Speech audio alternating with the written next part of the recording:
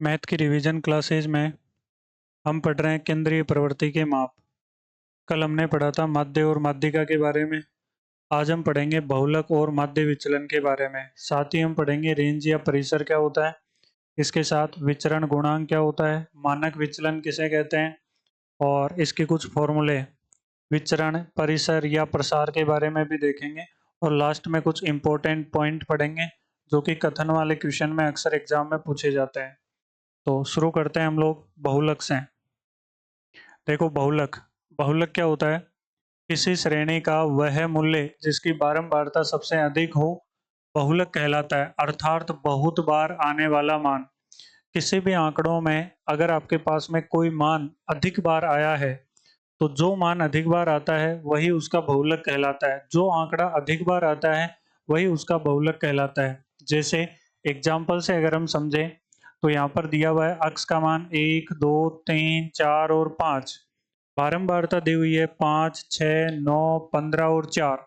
बारंबारता का मतलब है कि कोई वैल्यू या आंकड़ा कितनी बार आया है, अर्थात यहाँ पे 1 5 बार आया है, 2 6 बार आया है, 3 9 बार आया है, 4 15 बार आया है, 5 4 बार आया है। तो यहाँ पर सबसे अधिक बारंबारता है 15, और ये 15 बारंबारता किसकी है? तो ये बारंबारता 4 की है। यानी मैं कह सकता हूँ कि यहाँ सबसे अधिक बार 4 आया है जो कि 15 बार आया है। तो इसका जो बहुलक बनेगा वो बहुलक बन जाएगा 4। बहुलक बनेगा 4। बहुलक यहाँ 15 नहीं हो सकता, 15 तो इसकी बारंबारता है। यहाँ पर जो बहुलक होगा वो 4 होगा। आगे नेक्स्ट हम पढ़ते हैं। देखो, अगर आपके पास में केवल आंकड़े और बारंबारता दी हुई है तो जो मान अधिक बार आया है, जो आंकड़ा अधिक बार आया है वही बहुलक हो जाएगा। लेकिन अगर आपके पास में क्वेश्चन वर्ग के रूप में दे दिया जाए, जैसे इस तरह से अक्स के जो मान है वो वर्ग के रूप में दे दिए जाएं, तो यहाँ पर एक फॉर्मूला लगता है और वो फॉर्मूला होता है जेड बराबर में एल प्लस में F1 minus F0 upon 2F1 minus F0 minus F2 और इनटू में होता है H, जहां पर हम लोग जानते हैं L बराबर होता है बहुलक वर्ग की निम्न सीमा। ये चीजें आपको एग्जाम्पल से अच्छे से समझ आएगी। एक बार पढ़ लेते हैं। बहुलक वर्ग की निम्न सीमा, F1 का मान बहुलक वर्ग की बारंबारता होती है। F0 का मान जो बहुलक वर्ग हमने देखा है उससे ठीक पूर्व वर्ग की बारंबारता होती है, और F2 का मान बहुलक वर्ग से ठीक बाद वाले वर्ग की बारंबारता होती है। और लास्ट में हम देखेंगे H का मतलब होता है वर्ग अंतराल। एग्जाम्पल से समझते हैं। यहाँ पर वर्ग दिया हुआ है और इनकी बारंबारता दी हुई है। अगर आपको बहुलक ज्ञात करना है तो सबसे पहले तो हमें बहुलक वर्ग ढूंढना होगा। बहुलक वर्ग कैसे ज्ञात करते हैं? आपको ये देखना है कि इनमें सबसे ज्यादा बारंबारता किसकी है। तो सबसे ज्यादा बारंबारता 40 से 55 वाले वर्ग की है, जो कि बारंबारता 44 है। तो यहाँ हमने ये ढूंढ लिया बहुलक वर्ग। तो बहुलक वर्ग होगा 40 से 55, यानी इसका जो आंसर होगा वो 40 से 55 के बीच में होगा। यानी इसका बहुलक 40 से 55 के बीच होगा। अगर सबसे अधिक बारंबारता आपने ढूंढ ली है तो अब हम फॉर्मूला लगाएंगे। फॉर्मूला होगा जेड। इस वर्ग के लिए ये फॉर्मूला बनता है एल प्लस में F1 minus F0 upon 2F1 minus F0 minus F2 और इनटू में आता है H। अब यहाँ पर आप L का मान रखेंगे। L का मान होगा बहुलक वर्ग की निम्न सीमा, और बहुलक वर्ग की निम्न सीमा है 40 प्लस में।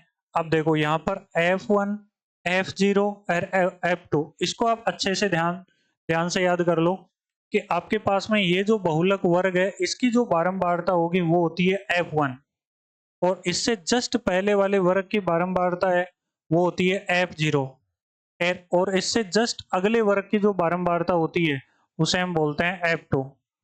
तो यहाँ से आप याद रखना F1 का जो मान होगा वो हो जाएगा 44 माइनस F0 हो जाएगा 20 टू F1। F1 अगर 44 है 2 से गुणा करेंगे तो 88, माइनस F0 का मान होगा 20 और माइनस में F2 का मान होगा 26, और लास्ट में H का मतलब होता है वर्ग अंतराल। यहाँ पे जो वर्ग अंतराल होगा वो वर्ग अंतराल हो जाएगा 15। इसको हम सरल करेंगे और यहाँ से हम बहुलक ज्ञात करेंगे। तो इस तरह से हम लोग बहुलक ज्ञात करते हैं। आगे देखो, नेक्स्ट हम पढ़ते हैं माध्य, माध्यिका और बहुलक में संबंध।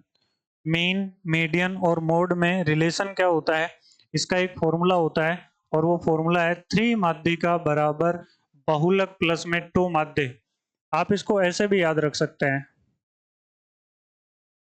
इसको ऐसे लिख सकते हैं बहुलक बराबर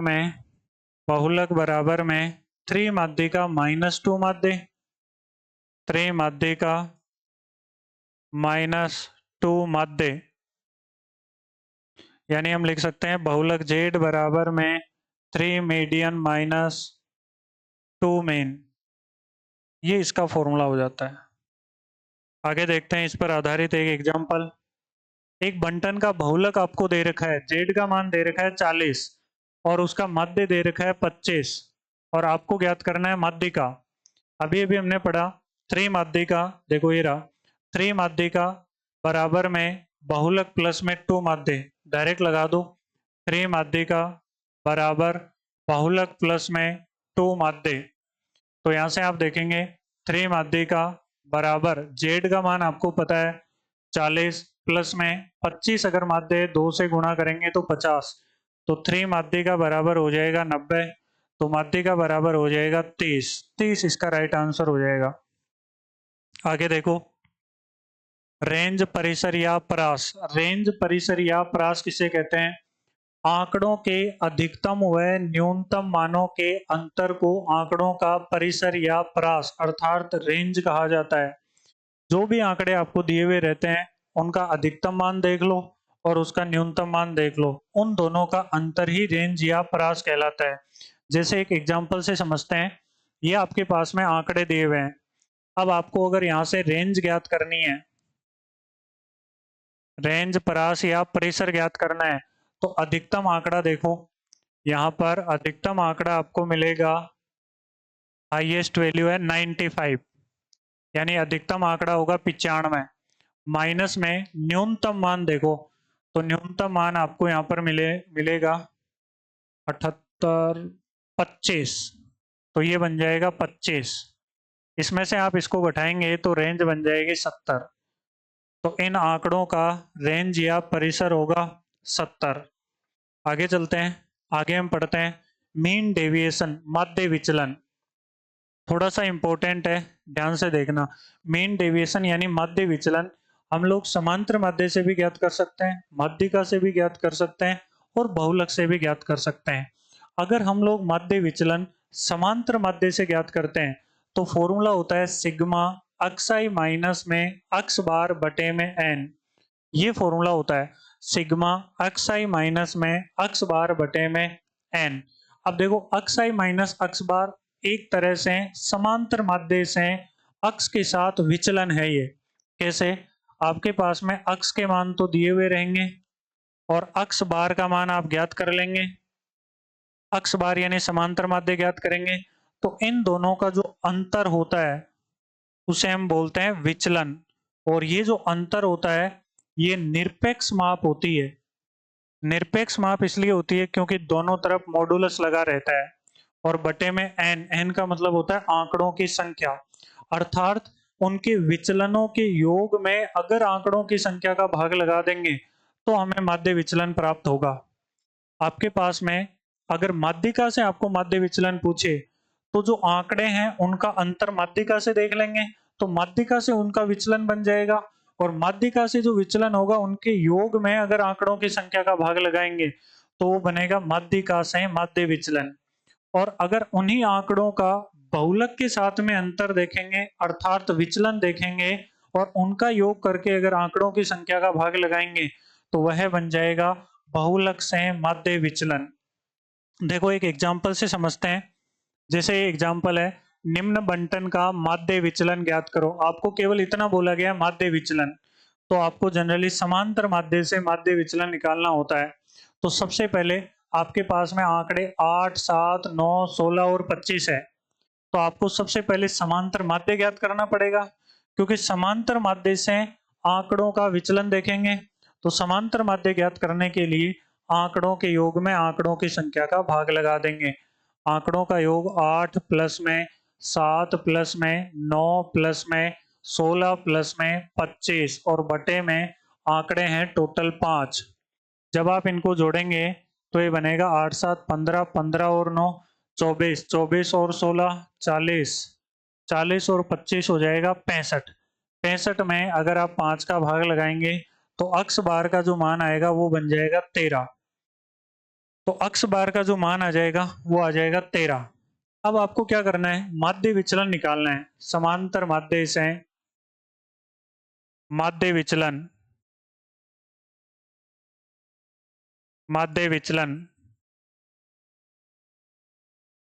तो हम विचलनों का योग करेंगे और विचलन देखेंगे समांतर माध्य से।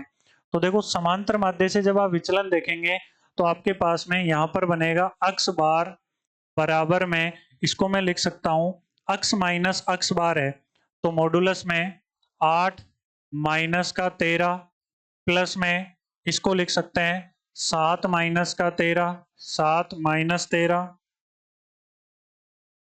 प्लस में इसे लिख सकते हैं 9 माइनस 13। यही होंगे विचलन और उनका योग करेंगे। 16 माइनस में 13 प्लस में 16 माइनस में 13 और प्लस हो जाएगा 25 माइनस में 13 प्लस 25 माइनस का 13 और बट्टे में हो जाएगा, बट्टे में हो जाएगा n, और यहाँ पर जो n होगा वो होगा 5। 5 आंकड़े हैं। अब आप विचलन देखो और उनका योग करो। यहाँ 8 और 13 में अंतर, वैसे यहाँ पर माइनस का 5 आ रहा है पर मॉडुलस लगा है तो हमें पॉजिटिव वैल्यू रखनी होती है, तो ये बन जाएगा 5। ये अंतर हो जाएगा 6, 9 और 13 में 4 का, 16 और 13 में 3 का, 25 और 13 में 12 का, बटे में 5। तो अक्स बार बराबर बन जाएगा 6 5 11 4 15 और 3 18, 18 और 12 30, 30 बटे में 5। यानी आपके पास में, इसको हम अक्स बार की जगह माध्य विचलन लिखते रहेंगे। अक्स बार की जगह माध्य विचलन, माध्य विचलन 30 बटे 5 बराबर हो जाएगा 6। तो समांतर माध्य से लिया गया माध्य विचलन यहाँ पर बनेगा 6। ये इसका राइट आंसर होगा। आगे पढ़ते हैं नेक्स्ट। अब देखो 3 फॉर्मूले हैं जो आपको ध्यान रखना है। जनरली कभी एग्जाम में अगर क्वेश्चन पूछ ले तो डायरेक्ट यहाँ पे मान रखना है और आंसर निकालना है। एक तो आपके पास में है वेरियांस यानी विचरण, प्रसार या प्रसरण। देखो इसका जो फॉर्मूला होता है वो होता है सिग्मा मॉडुलस अक्स आई माइनस अक्स बार का होल स्क्वायर अपॉन एन। देखो ये जो फॉर्मूला होता है सिग्मा अक्स आई माइनस अक्स बार, अभी अभी पढ़ा था हमने माध्य विचलन में। माध्य विचलन में अक्स आई माइनस अक्स बार का योग पढ़ा था और यहाँ अक्स आई माइनस अक्स बार का स्क्वायर है, बस अंतर इतना ही है। वहां पे विचलनों का योग था, यहाँ पर विचलनों के स्क्वायर का योग है और बटे में एन, बाकी सेम फॉर्मूला है। आगे हम देखते हैं स्टैंडर्ड डेविएशन, मानक विचलन। देखो मानक विचलन कैसे ज्ञात करते हैं, अभी अभी हमने पढ़ा वेरियांस यानी विचरण या प्रसार या प्रसरण। अगर आप विचरण या प्रसार या प्रसरण का अंडर रूट कर देते हैं तो वह बन जाता है मानक विचलन। जैसे ही आप अंडर रूट लगाएंगे तो वह मानक विचलन बन जाता है। फॉर्मूला क्या होगा, सेम वही होगा, सिग्मा अक्स आई माइनस अक्स बार मॉडुलस का स्क्वायर अपॉन एन का अंडर रूट कर देंगे। बस इसमें केवल मान रखने होते हैं और सिंपल क्वेश्चन पूछा जाता है। कोफिशिएंट ऑफ वेरिएशन, देखो ये क्या होता है, स्टैंडर्ड डेविएशन यानी मानक विचलन में अभी अभी हमने मानक विचलन निकाला था, और अगर मानक विचलन में आप माध्य का भाग लगा देते हैं, माध्य का भाग लगा देते हैं और गुणा में अगर 100 लिख देते हैं तो ये फॉर्मूला बन जाता है आपके विचरण गुणांक या कोफिशिएंट ऑफ वेरिएशन का। ठीक है, और यहाँ पर भी गुणा में 100, ये एक ही बात है, ये फॉर्मूला या ये फॉर्मूला, उसको डिनोट किया गया है बस। आगे देखो कुछ इंपॉर्टेंट फैक्ट, महत्वपूर्ण तथ्य। समांतर माध्य से संबंधित महत्वपूर्ण तथ्य क्या है। पॉइंट नंबर 1, यह एक गणितीय माध्य है स्टार्टिंग में ही हमने पढ़ा था माध्य दो प्रकार का होता है, एक होता है गणितीय माध्य और दूसरा होता है स्थिति संबंधी माध्य। गणितीय माध्य तीन प्रकार का होता है, जिसमें हम समांतर माध्य, गुणोत्तर माध्य और हरात्मक माध्य पढ़ते हैं, तथा स्थिति संबंधी माध्य दो प्रकार का होता है, जिसमें हम लोग माध्यिका और बहुलक के बारे में पढ़ते हैं। तो ये गणितीय माध्य होता है, जिसमें सभी मान कैलकुलेशन में काम आते हैं। समांतर माध्य से लिए गए पद विचलनों का योग शून्य होता है, ये भी आपको ध्यान रखना है। जैसे अभी हमने समांतर माध्य से पद विचलन ज्ञात किए थे, क्योंकि वहां पर मॉडुलस लगा हुआ था, इसलिए उन सब का मान हमने पॉजिटिव रखा था। अगर मॉडुलस को हटा लिया जाए तो वो सारे के सारे विचलन, उसके बाद अगर आप डायरेक्ट उनका योग करते हैं तो उनका योग क्या आता है, जीरो आता है, शून्य बनता है। उसके बाद समांतर माध्य से लिए गए पद विचलनों के वर्गों का योग न्यूनतम होता है। अगर आप पद विचलन ज्ञात कर रहे हैं और वो समांतर माध्य, माध्यिका और बहुलक तीनों से ज्ञात कर रहे हैं, उन तीनों के कंपैरिजन में समांतर माध्य से अगर आप पद विचलनों के वर्गों का योग करते हैं तो वो हमेशा न्यूनतम होता है। ये भी आपको ध्यान रखना है। यह चरम मूल्यों पर अधिक प्रभावित होता है। देखो, जैसे कोई भी मान आपके पास में 3, 4, 5, 6, 7, ये मैंने मान ले लिया। अगर मैं इनका समांतर माध्य ज्ञात करूंगा तो इन सभी आंकड़ों के योग में इनकी संख्या का भाग लगाऊंगा। यानी ये जो समांतर माध्य होता है, ये चरम मूल्यों पर अत्यधिक प्रभावित होता है। चरम मूल्य, एक तो ये इधर वाला मान होता है और एक इधर लास्ट वाला मान होता है। यानी ये जो चरम मूल्य होंगे, इन दोनों का प्रभाव पड़ेगा, क्योंकि ये योग में शामिल होंगे। और अगर योग में शामिल होंगे तो समांतर जो माध्य होता है, यह चरम मूल्यों से अत्यधिक प्रभावित होता है। जबकि माध्यिका और बहुलक में ऐसा नहीं है, वो कम प्रभावित रहते हैं अथवा न्यूनतम प्रभावित, या फिर उसे हम अप्रभावित भी कह सकते हैं। यह एक आदर्श माध्य है, क्योंकि यह सभी पदों पर आधारित होता है। इसमें सारे पद काउंट करने होते हैं, फिर संख्या का भाग लगाना होता है, इसलिए सभी पदों पर आधारित होता है। आगे चलते हैं। यह एक स्थिति माध्यिका के बारे में अगर हम पढ़ते हैं, माध्यिका, तो याद रखना यह एक स्थिति संबंधी माध्य होता है और गुणात्मक विशेषताओं जैसे बुद्धिमत्ता है, ईमानदारी है, उनके अध्ययन में सर्वश्रेष्ठ होता है। माध्यिका सदैव निश्चित और स्पष्ट होती है, यह भी आपको ध्यान रखना है, और यह चरम मूल्यों से अप्रभावित रहती है। जैसे अगर मैं ऐसे लिखता हूं 3, 4, 5, 6 और 7, ये आंकड़े हैं। अगर आपसे पूछा जाए इनकी माध्यिका क्या होगी, तो इनकी माध्यिका होगी 5। मध्य मान को माध्यिका कहते हैं, ये माध्यिका। अगर मैं चरम मूल्यों में परिवर्तन कर देता हूं, अगर छोटा मान है आरोही क्रम में लिखे हुए हैं, छोटे को अगर मैं और छोटा बना दूं, 2 लिख दूं, और ये जो बड़ा वैल्यू है 7, उसको अगर मैं और बड़ा कर दूं, 8 लिख दूं, तो क्या माध्यिका में परिवर्तन होगा? बिल्कुल नहीं होगा। मध्य मान तो यही रहेगा 5। इसको और छोटा कर दिया जाए, इसको और बड़ा कर दिया जाए, तो मध्य मान 5 ही रहने वाला है। इसलिए चरम मूल्यों से ये अप्रभावित रहती है। आगे बढ़ते हैं। बहुलक। बहुलक भी एक स्थिति संबंधी माध्य होता है। व्यवसायिक पूर्वानुमान व भविष्यवाणी के लिए सर्वाधिक उपयोगी होता है।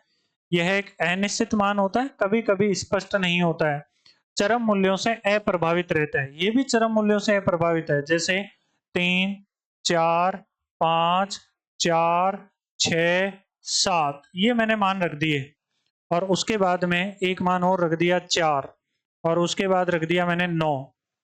अब बताओ यहाँ पर बहुलक क्या होगा? तो 4 कितनी बार आया है? 1, 2, 3, अधिक बार आया है, इसलिए इसका बहुलक हो जाएगा, 4।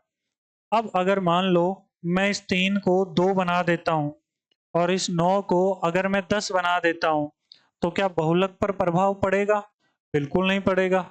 बहुलक वही रहेगा, बहुलक रहेगा 4। अभी भी अधिक बार कौन है? 4 है, तो यहाँ पर बहुलक हो जाएगा 4। आगे हम पढ़ते हैं माध्य विचलन। देखो, माध्य विचलन क्या होता है? माध्य विचलन अपकिरण की माप का एक निरपेक्ष माप होता है।